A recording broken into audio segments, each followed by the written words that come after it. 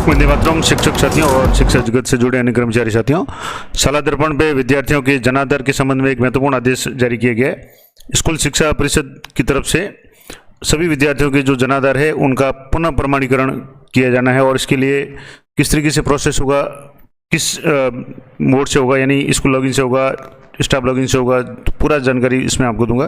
तो जैसे कि आपको होता है शाला दर्पण पे विभिन्न लाभकारी योजनाओं के लिए, खास करके छात्रवृत्ति वगैरह के जो भी फॉर्म वगैरह भरे जाते हैं उसके लिए विद्यार्थियों का जनाधार डाटा है वो सही होना जरूरी है। और जनाधार ऑथेंटिकेट अधिकांश कक्षाओं का हो चुका है, लेकिन फिर भी कुछ स्टूडेंट्स के जनाधार में चेंज भी होता है।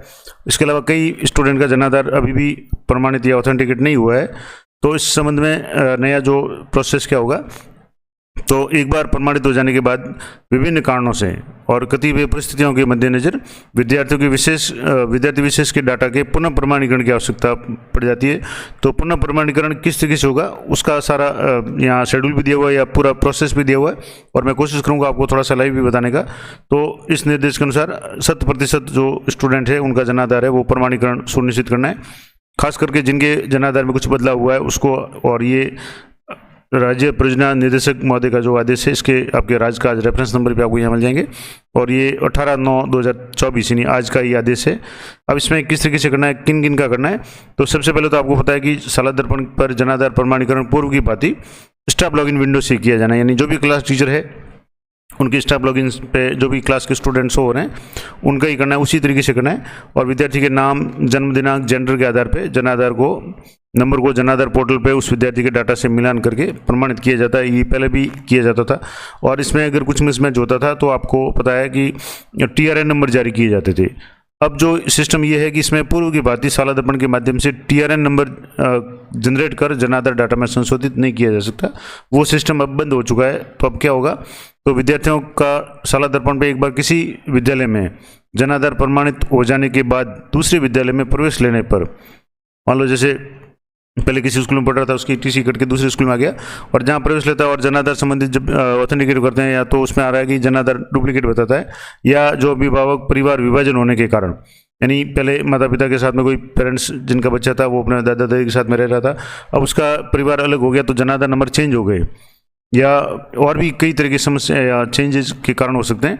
जैसे इसमें एक तो है कि किसी भी कारण से अगर मान लो डाटा चेंज करवाना चाहते हैं या जनाधार में कुछ बदलाव हुआ है, तो ऐसे विद्यार्थियों के जनाधार है वो डाटा है वो पुराने विद्यालय से नवीन विद्यालय में जनाधार नंबर, मेंबर ID, विद्यार्थी का नाम और उसकी जन्म दिनांक और जेंडर, इसी के आधार पर मैच होते हैं और ये चीज़ें वहाँ उसमें मिलान की जाती है। उसके आधार पे पुराने विद्यालय से जनाधार डाटा नवीन विद्यालय में उस स्टूडेंट के लिए कैरी फॉरवर्ड किया जाता है। यानी जैसे ही वो एडमिशन लेता है तो उसका ऑथेंटिकेशन वगैरह अगर पहले हो चुका है पुराने विद्यालय में तो ऑटोमेटिकली नए विद्यालय में कैरी फॉरवर्ड डाटा हो जाता है। या अब मान लो माता पिता के अलग हो जाने के कारण जनाधार डाटा में अगर कोई बदलना चाहते हैं तो इसके लिए शाला दर्पण पे अब विकल्प है, ऑप्शन है, वो उपलब्ध करवा दिया गया है। और एक बार प्रमाणीकरण की प्रक्रिया पूर्ण हो जाने के बाद में चारों डाटा फील्ड को लॉक कर दिया जाएगा, जिसमें नाम है, पिता का नाम है, मेंबर ID है और इसके अलावा जेंडर वगैरह, और उसमें बाद में आगे कोई भी संशोधन नहीं होगा। तो ये जरूर ध्यान रखें। इससे तो क्या प्रोसेस रहेगा, तो स्कूल के जो भी कक्षा अध्यापक है, स्टाफ लॉगिन है क्लास टीचर के, उसमें पहले जो ऑप्शन था जनाधार प्रमाणीकरण का जो ऑप्शन था उसमें एक नया और ऑप्शन शुरू किया है, डाटा रीवैलिडेट, और इसमें दो तरह की सुविधा उपलब्ध कराएगी। पहला तो ये कि जिन विद्यार्थियों के पुराने विद्यालय और नवीन विद्यालय में डाटा में कोई परिवर्तन नहीं है, यानी कोई चेंज नहीं हुआ है, उनका डाटा पुराने विद्यालय से नवीन विद्यालय में जनाधार नंबर है, मेंबर ID, विद्यार्थी का नाम, उसकी जन्म दिनांक, जेंडर है, वो उसको रीवैलिडेट कर दिया जाएगा, बशर्ते वो पुराने विद्यालय से अध्ययनरत नहीं होना चाहिए, यानी वो वहाँ से TC लेकर के नए विद्यालय में आ जाना चाहिए, तो उसका डाटा है वैसे ही फॉरवर्ड हो जाएगा। दूसरा, ऐसे विद्यार्थी जिनका पूर्व विद्यालय में सब जो प्रमाणित शाला दर्पण और नवीन विद्यालय के शाला दर्पण में कोई भी अंतर है, मान लो पहले जो था उसके बाद में अब जैसे उसका परिवार चेंज हो गया या जनाधार नंबर चेंज हो गए, तो उसके लिए आपको विद्यार्थी के अभिभावक के जनाधार मोबाइल नंबर पे OTP जनरेट करके वो आपको प्रमाणित करना पड़ेगा। और मोबाइल OTP तभी जनरेट किया जाएगा जब इस प्रक्रिया के संबंध में विद्यार्थी या अभिभावक को जानकारी हो। यानी सबसे पहले आपको इसके लिए अगर मान लो किसी विद्यार्थी के जनाधार में चेंज हुआ है तो उसके माता पिता से संपर्क करना पड़ेगा और उसके बाद में उनकी सहमति से उनकी OTP, क्योंकि जनाधार से जुड़े मोबाइल में OTP आएगा, वो OTP लेकर ही उसका अपडेट किया जाएगा। अब इसके लिए कैसे करेंगे, तो यहाँ से जैसे आप स्टाफ लॉगिन खोलते हैं तो स्टाफ लॉगिन में अब जैसे पहले दो ऑप्शन आते थे, ऑथेंटिकेट स्टूडेंट जनाधार और एक ऑप्शन था कि जन आधार पोर्टल से इन्फॉर्मेशन से आप किसी भी स्टूडेंट का जन आधार डाटा प्राप्त कर सकते थे। अब ये नया मॉड्यूल शुरू किया है, री ऑथेंटिकेट स्टूडेंट जन आधार। अब ये कैसे होगा, तो यहाँ जैसे आप इस पर क्लिक करेंगे तो यहाँ जैसे पहला ऑप्शन तो था कि ऑथेंटिकेट वाला था, जिसमें शाला दर्पण पे कक्षा अध्यापक स्टॉप विंडो के माध्यम से पुनः प्रमाणीकरण हेतु उपलब्ध सूची में से जिन विद्यार्थियों का पुनः प्रमाणीकरण है उसको चयन करना है। मान लो जैसे ये है, अभी जैसे किसी भी स्टूडेंट का पुनः प्रमाणीकरण है तो उसको आपको यहाँ से सिलेक्ट करना है। अब जैसे स्कूल को स्टूडेंट को सिलेक्ट करेंगे तो आपको यहाँ इस तरीके से यहाँ आगे ऑप्शन मिल जाएगा, जिसमें स्टूडेंट आईडी आ जाएगी, नेम आ जाएगा, क्लास आ जाएगी, जेंडर आ जाएगा, डेट ऑफ बर्थ आ जाएगी, एसआर नंबर आ जाएंगे, और यहाँ आपको जन आधार इंटर करना है। और इंटर करने के बाद में यहाँ proceed to authenticate Jan Aadhaar, इस पर आपको क्लिक करना है। तो यहाँ जैसे आप क्लिक करेंगे तो इसके सामने आपके सामने एक नया पेज खुलेगा, जिसमें आपको स्टूडेंट की जन आधार आईडी जो पुराना डाटा था, करंट शाला दर्पण जो डाटा था, और old authentication student details on शाला दर्पण जो पुराना डाटा था, ये दोनों आ जाएंगे। दोनों जन आधार नंबर नए और पुराने सेम है तो मैच आ जाएगा। अब मान लो जैसे यहाँ एक बदलाव हुआ है और जिस कारण से मैच नहीं हो रहा, तो यहाँ जैसे ये तो अभी तक तो ये सही था, लेकिन अब मान लो जैसे नया कुछ चेंज हुआ है इसमें, जैसे जो स्टूडेंट का नाम था इसमें अगर कुछ बदलाव हुआ है तो यहाँ से जो भी मेंबर है उनके सबके यहाँ नाम वगैरह शो हो जाएंगे।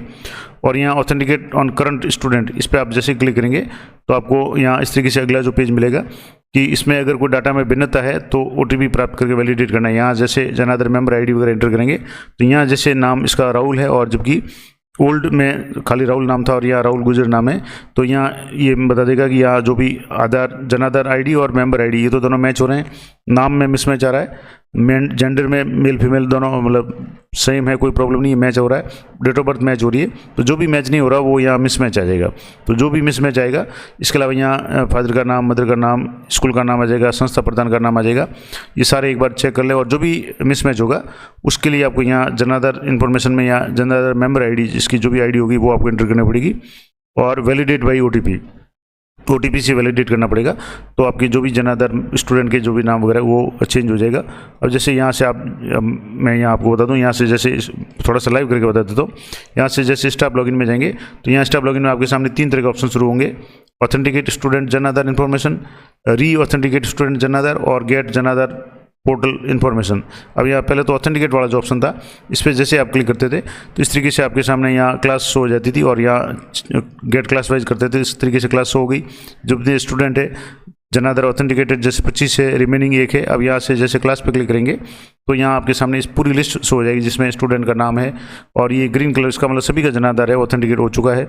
अब मान लो किसी का नहीं हुआ है, यहाँ से जैसे एक का आधार नहीं हुआ है, बाकी जन आधार सभी का हो चुका है।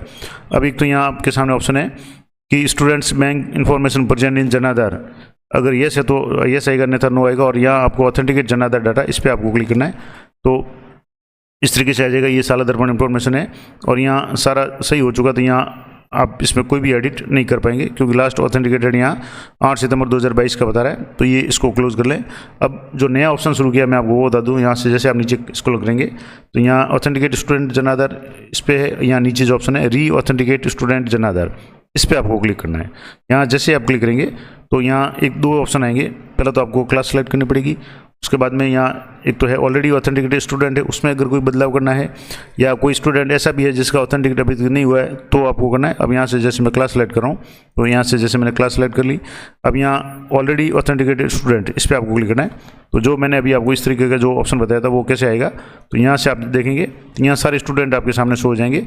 अब स्टूडेंट में किसी भी का भी स्टूडेंट का अगर आप री ऑथेंटिकेट करना चाहें तो यहाँ ऑप्शन दिया हुआ एक्शन बटन, और यहाँ ऑप्शन है री ऑथेंटिकेट जन आधार। अब मान लो यहाँ से जैसे मैं एक स्टूडेंट को यहाँ क्लिक कर रहा हूँ तो यहाँ सारा आपके सामने शो हो जाएगा, स्टूडेंट की ID आ जाएगी, कक्षा आ जाएगी, जेंडर आ जाएगा, एसआर नंबर आ जाएंगे। अब सबसे पहले आपको यहाँ जन आधार एंटर करना उसका, उसके बाद में प्रोसीड टू री ऑथेंटिकेट जन आधार, या जन आधार एंटर करने के बाद में आपको उसके री ऑथेंटिकेट पे आपको क्लिक करना है। और ये जो निर्देश दिए हुए हैं ये वही निर्देश है जो भी मैंने आपको बताया कि इसमें स्टाफ लॉगिन से किया जाना है। विद्यार्थी का जन आधार डाटा वगैरह कोई भिन्नता है तो शाला दर्पण पोर्टल से इसको करना है, और ये सारा TRN नंबर है अब जनरेट नहीं होंगे। तो इस तरीके से सबसे पहले आपको यहाँ उसके जन आधार एंटर करने, और जन आधार एंटर करने के बाद में अब जैसे यहाँ एंटर करके आप प्रोसीड पर क्लिक करेंगे तो अगला जो ऑप्शन है वो आपकी इस तरीके का ऑप्शन आएगा, इस तरीके का ऑप्शन आएगा जिसमें आपको स्टूडेंट की डिटेल्स हो जाएगी। अगर कुछ चेंज है तो आप उसको वैलिडेट बाई OTP करना है, और OTP इनके जन आधार से जुड़े मोबाइल में आएगा तो उनके पेरेंट्स से संपर्क करके ये आपको काम करना पड़ेगा। तो ये पूरा मैंने आपको बता दिया कि जो आदेश आया है इसके अनुसार प्रत्येक स्टूडेंट का जो जनाधार है वो रीऑथेंटिकेट करना है, खास करके उन स्टूडेंट का जिनके कुछ बदलाव हुआ है जनाधार में, जैसे परिवार का विभाजन हो गया या और किसी कारण से जनाधार में कुछ बदलाव है, तो वो आपको ये काम करना है। तो ये थी पूरी जानकारी। आशा करता हूँ आपके लिए उपयोगी रहेगी। जानकारी अच्छी और उपयोगी लगे तो अधिक से अधिक साथियों के साथ में शेयर करें। मिलते हैं नेक्स्ट वीडियो में, तब तक जय हिंद, जय भारत।